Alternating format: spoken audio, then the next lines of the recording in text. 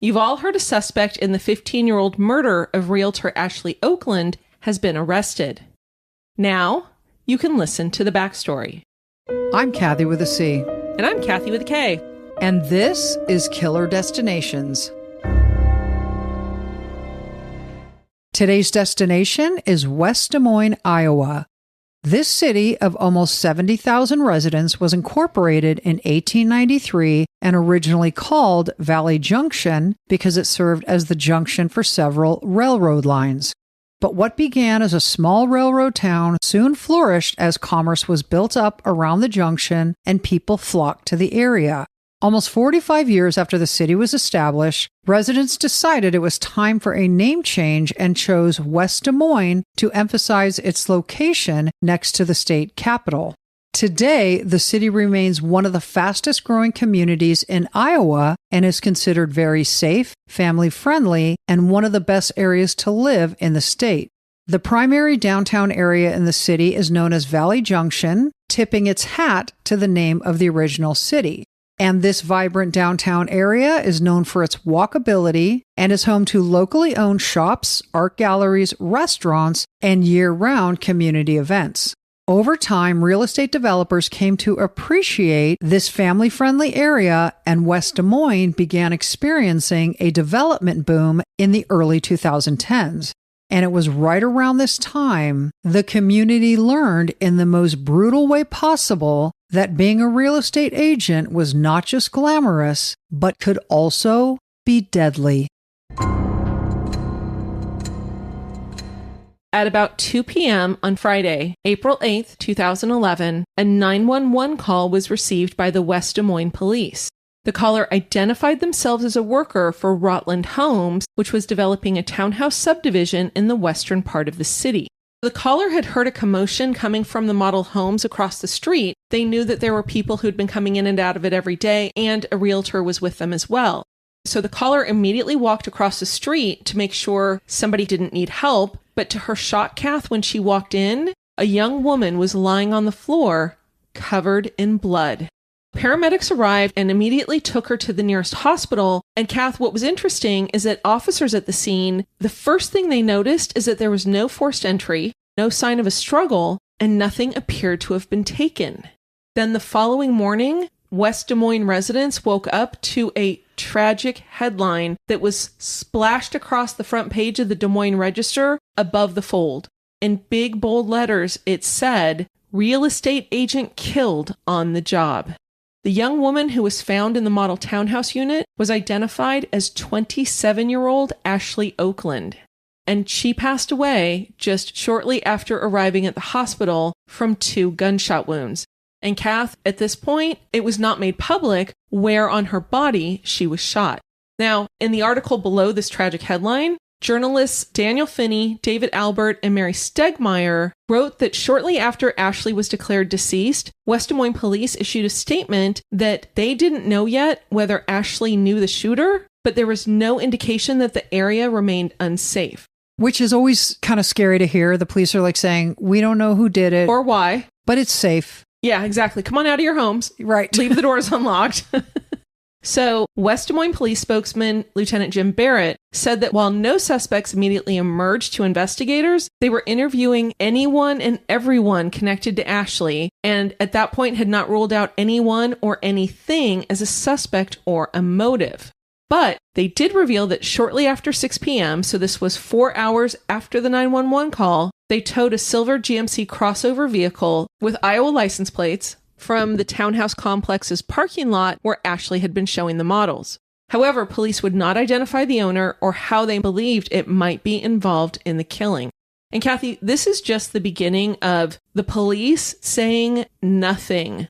And so what was interesting, Kathy, is that in response to Ashley's murder, Iowa Realty, which was the largest real estate company in the state of Iowa, immediately contacted all of its agents and told them to cancel any open houses that were scheduled for that weekend. That kind of astounded me because that's a lot of money they're losing.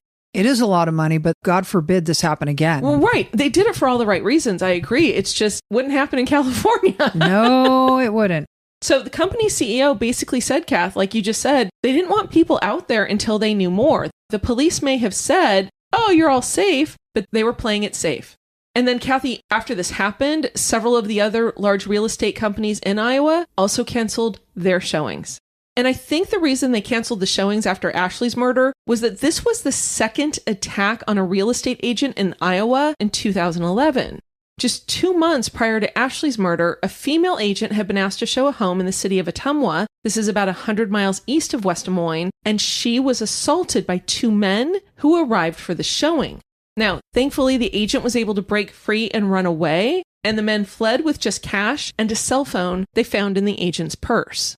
So this poor agent was treated and released from the hospital, and police later found the 2 men, and they were arrested for the attack.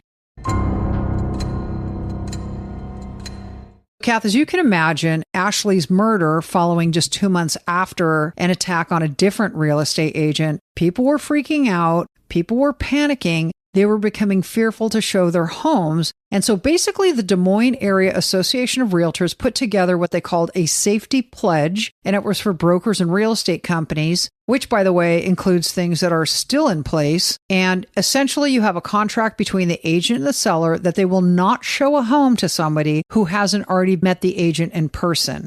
And the Realtor Safety Pledge was officially launched nationwide in July of 2015, and it was adopted all over the country. And Kath, in addition to meeting buyers in person at a public place, agents also requested valid identification, and during showings, they were encouraged to walk behind the clients rather than in front of them, basically taking on a more defensive posture so they wouldn't be cornered somewhere. Anyway, there's also the safety app, and I believe it's called Forewarn, and it can verify a client's identity, criminal history, and you basically plug in a name and phone number. And I don't really know too many details about it, but I would totally use that were I in their shoes. Absolutely. Yeah, exactly. You know, obviously its purpose is to assess risks before face-to-face meetings. And so this whole thing, Kathy, reminds me of a case I had, and this is probably like 2010. It was the case that dragged me back into practicing law after I'd been off a long time raising my kids, like almost 10 years. And it dragged me really kicking and screaming. I did not want to take this case, but I agreed to anyway. Anyway, so I represented the president of a company who was sued by a bunch of people. And one of them was this woman I thought she was totally crazy, but she wasn't. She was like crazy like what's that phrase? Crazy like a fox? Yes, she was that. Anyway, so I'm doing a bunch of Google research on her one day, and I find out that she was a realtor and mortgage broker, and she had been raped, I believe it was during a showing. And so she became a real big advocate for the Second Amendment. Anyway, I read this about her, and it gave me certainly a little bit more compassion for her personality, but it also made me lock my office door, because oftentimes I was the only one in my office. And it wasn't a big office, you know, maybe 3 people worked there at the time, but I started locking the door when I was the only one there. And then I decided, no, I'm being too paranoid. I'm going to unlock my door. So what happens on the day that I unlock my door? 2 men come into my office back to back. The first one comes in and says, ma'am, do you know by any chance where I can't remember how he said, the substance abuse classes are? I was court ordered to go. Is this a suite they're in? And I was like, no, I'm sorry. I don't know where they are, but I directed him to where, you know, he could find. Where he was somewhere other than your office. Exactly. Where I honestly told him they were probably on the other side of the complex. So that will give me time to lock the door and push my desk in front of it. Well, so I was like, I didn't like that very much, but whatever. Okay, dude, like moments later, a second man walks in and he goes, I'm looking for my parole officer. Do you know where? I had no idea there were any parole officers in the complex. And so I was like, no, he's not here in this suite. And I like gently guided him to the door and he was on his way. He was fine. But I locked my door and I'm like, you know what? Experiment over. Exactly. Paranoid it is. Paranoid it is. Click. So back to Ashley. Ashley Okland grew up in the small town of Huxley, Iowa, and was involved in sports, dance, 4-H, and piano. She attended Ballard High School, and after 2 years at the University of Northern Iowa, she transferred to Iowa State, where she graduated in 2006 with a degree in exercise science, a degree that I never would have had. I'm impressed by that. I am too. I never would have passed the classes. I know, seriously. After graduation, she was drawn into real estate, and it quickly turned into something she loved doing. She worked for 2 other realty companies before joining Iowa Realty. And as Kath said, that was the largest real estate company in Iowa. And during the year she was with the company, she sold $3.5 million in property, making her one of their best agents. Well, it's not a surprise. She's beautiful for one thing, but everybody loved her. Yeah, she seemed like, honestly, she seemed very energetic and very kind. Kath, she was described as a transplanted country girl at heart. Same. Orange County's the country, right? It used to have strawberry fields. And orange groves. That's true. Anyway, so she lived in West Des Moines with her longtime boyfriend, Eric, who she always called Hun, and her new puppy. And above all else, Ashley loved spending time with her family and friends.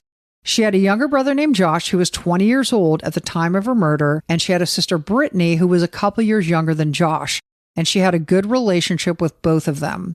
Her friends always said she was on the go, and she was the type of person who always made you feel special. And she was actively involved in charitable and professional organizations.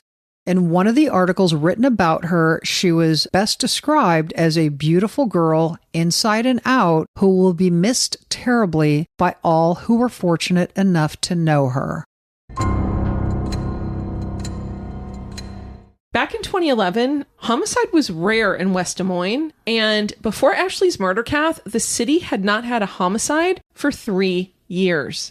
That is incredible to me. Especially in 2011. This isn't 1970. No, I know. That's nice. This must be a very nice place. Well, as we said in today's destination, it's one of the most desirable places to live in Iowa. I know, but I didn't know I was telling the truth.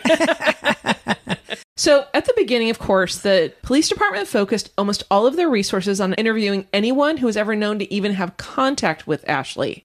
A Des Moines Register article by Mary Stegmeyer 3 days after Ashley's murder revealed that real estate agents in the Des Moines area had been notified by police that they were looking for a scruffy-looking young man who drove a black, tricked-out SUV and was seen talking to Ashley on Friday, the day she died.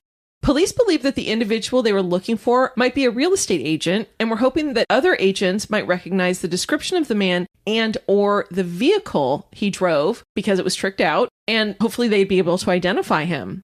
According to an email sent to employees with Iowa Realty and Prudential Realty, they were 1 and 2 in the state in terms of size, Ashley was spotted on 2 or 3 occasions just a month or 2 before she was killed, speaking with the man police were looking for outside of the model townhome where she was shot.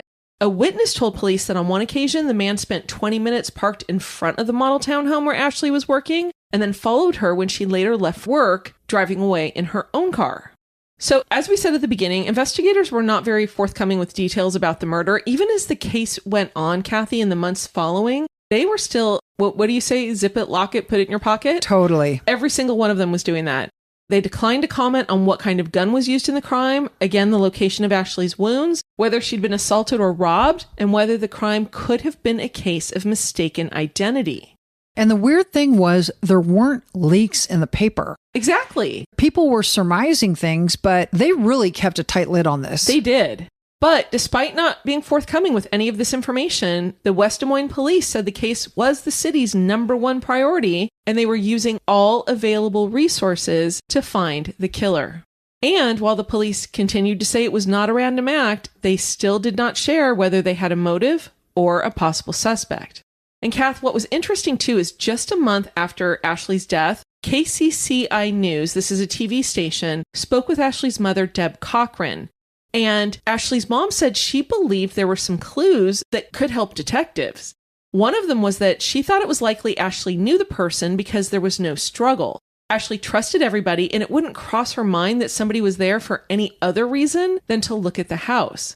But in addition, Ashley's mom said her daughter sent a text message to a friend fewer than 5 minutes before she died, but it was just a normal Friday afternoon screwing around at work text. It was not a plea for help.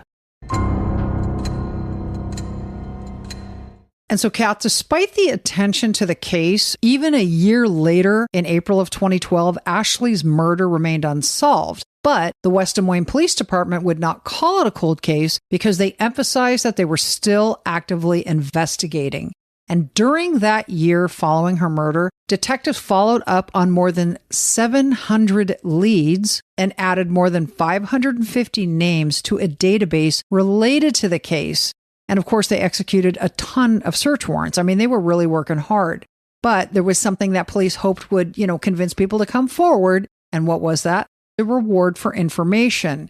And so Crime Stoppers stepped up and donated $10,000 as a reward for information. And within a year, it had grown to $150,000. That's crazy. I know. And $75,000 of it came from Crime Stoppers. So they kept upping and upping and upping. And then the rest of it came from the community and real estate companies and local businesses and things like that. So police were like, okay, we're at $150,000 now. We are really hoping this incentivizes some loose lips. But a year later, 2013, the case still remained unsolved, and the community continued to find ways to honor Ashley and keep her name and good deeds a focus of the community.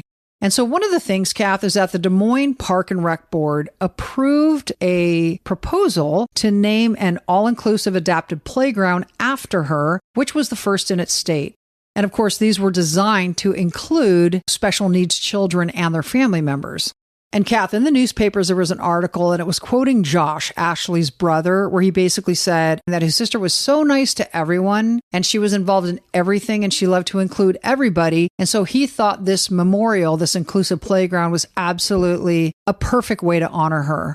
And the groundbreaking for this playground took place in May of 2014, 3 years after Ashley was murdered. So, the same year that the park was dedicated to Ashley, detectives were hopeful that they'd found somebody they could connect to her murder. A KCRG TV9 story said that authorities in West Des Moines were planning to check with investigators in Arkansas to see if there was any connection between Ashley's murder and that of a Little Rock, Arkansas realtor named Beverly Carter, who was killed after setting up an appointment to show an empty home. So 49-year-old Beverly was reported missing on September 25th. This is about 3.5 years after Ashley was killed. And what had happened, Kathy, is the last Beverly's husband had heard from her was that she was going to show a house and then she'd come home, but she never returned home that night. So he, of course, goes to the police right away and they start looking for her. And tragically, her body was found 5 days later, buried in a shallow grave. So, Kath, authorities in Arkansas quickly arrested a parolee, Aaron Michael Lewis of Jacksonville, Arkansas, and charged him with capital murder in connection with Beverly's case. Now, what happened, Kathy, is this parolee was accused of setting up this fake appointment with Beverly. It was a vacant house in a very rural area near Little Rock, so that she was out on her own. And so he arrived at the house, he killed her, and then he buried her body on the grounds of a concrete company where he once worked. And so, Kathy, basically West Des Moines police heard about this and they were like, okay, Arkansas's not that far away. I'm not actually sure how far away it is. I just know it's all in the middle of the country. It's just not that far. Exactly. It's a hop, skip, and a jump. They toddled. They absolutely toddled. They toddled to Arkansas. So they toddled to Arkansas and they said, hey, we want you to please find out, pretty please, where Lewis was in April of 2011 when Ashley Okland was killed. Ultimately, however, they weren't able to link this guy to Ashley's murder.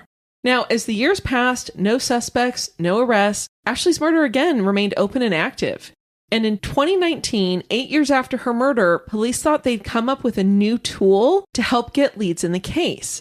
They actually set up a website called Answers for Ashley, with the hope that someone would give them fresh tips that would lead to her killer. And Kath, you had talked about a year after Ashley was murdered, they'd followed up on 700 tips. Right. By this point, they'd followed up on more than 900. Now, for Ashley's younger brother, Josh, he said this was actually a really bittersweet anniversary of her death because he was now 28 years old, which meant he had outlived his sister. In a conversation with reporter Laura Terrell with KCCI News, Josh said the hardest part was that life continued without his sister, who had 3 nephews at that point that she never got to meet. And so when his son was born, he gave his son the middle name Ash in honor of his sister, because apparently, Kathy, all of Ashley's friends and family called her Ash, because he wanted to make sure his son knew that Ashley was a role model. And even though she wasn't there with them, he could always look up to her. By the 10th anniversary of Ashley's murder, only a few details were revealed that up to this point had been kept secret, and one of them was the fact that she was shot once in the head and once in the chest. And to be honest with you, Kathy, I'm not sure why they kept that specific information quiet. I actually didn't see why, and why would you? I know, and why I called them and they didn't return my call. No, I'm just kidding. Well, I know why.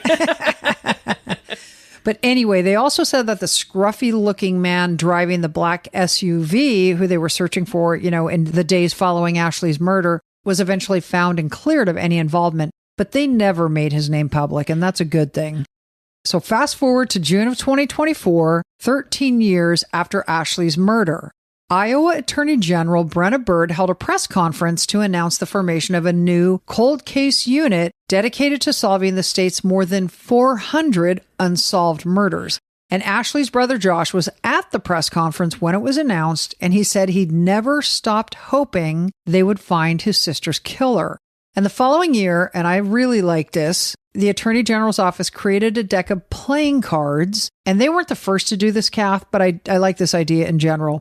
And each card featured information on an unsolved cold case or a missing person.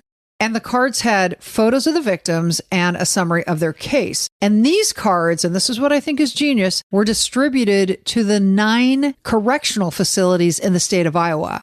So other states had done this before. I think 5 other states. I can't remember who they were, but I think Florida was the first to do it. Yes. And that was like 2007 or something like that. But anyway, I love this idea. Anyway, Ashley was the 10 of diamonds. And the idea, of course, was simple. They were hoping that one of the inmates would recognize one of the victims on the cards and be willing to snitch. Exactly, because you're looking at your cards as you're playing. Totally. And so now you're looking at these cases. Exactly. But Kathy, here's the funny thing. Florida actually got somebody for 2 murders. Oh, seriously? Yes, because he was in the prison playing cards. Oh my God. And started bragging to the guys, I'm the one who killed him. I'm the one who killed him. No. And so one of the cellies snitched and he got popped for another murder. The most loved pastime of any cellie is snitching. Exactly. So what in the heck? I know. That's awesome, though. I love that story. Maybe he was already LWAP. And so maybe like no harm, no foul. He just wanted to brag about it. We're going to put that in quotes. Yeah, exactly. So anyway, in addition to the cards, Assistant Attorney General Scott Brown, who was the head of the newly formed cold case unit, was appointed to act as an extra set of eyes on Ashley's case. And he found something. But what it was, we don't know yet. It's the theme of this episode. Totally. The police have been so quiet. Prosecutors have been so quiet. But what we do know is that Ashley Okland's family and friends were stunned when just 2 weeks ago, on March 17th, happy St. Patrick's Day, the West Des Moines Police Department announced the arrest of a suspect in Ashley's murder. 53-year-old Kristen Ramsey was charged with first-degree murder after a grand jury indictment, and she is being held in the Dallas County Jail with a $2 million cash bond. And we looked this up. Yes. They're not kidding when they say cash. Yeah, they want $2 million in cash, cashier's check, or money order. So again, we're totally in the cone of silence here because police have not commented on how Kristen and Ashley may have known each other. However, Kristen Ramsey's LinkedIn profile, where she goes by Chrissy, shows that she worked as a sales manager at Rotland Homes at the time of Ashley's murder in 2011. And Rotland was the developer who built the subdivision where Ashley was showing model homes when she was murdered. And we now know that the person who found Ashley that day in the model home was Kristen's coworker. And Kathy, some of the other things we know is that KCCI News did a report and they talked about the fact that Kristen had left Rotland Homes 7 months after Ashley's murder in November 2011, and she went to work for a company called Midland Title and Escrow. Kath, this company is part of Iowa Realty, which as we know is where Ashley worked at the time of her murder. Now, to date, police have refused to release any information, shocking I know, including a possible motive or the evidence that led to Kristen Ramsey's arrest, citing the need to maintain the integrity of the case as it moves through the court system. And as Kathy said, it was a grand jury proceeding, and as we all know, they're secret, so there is no criminal complaint or an affidavit that lays out probable cause for her arrest. Recent court filings, however, have been made by one of Kristen's attorneys. She has 2, and they provided a little more information about Kristen. In an attempt to get the bond amount lowered, it was revealed that Kristen's husband, college-age son, mother, brother, and stepfather all live in Iowa, and she did not pose a flight risk because she was living in the county where she had lived nearly her entire life. Yeah, basically he's trying to lower it to $100,000 from $2 million to $100,000. But one of the things that judges always look at, obviously, is are they a flight risk? Right. But if I recall, she agreed to, surrender her passport and wear an ankle bracelet. Oh, I didn't see that. Yeah, so interesting. that was part of the offer.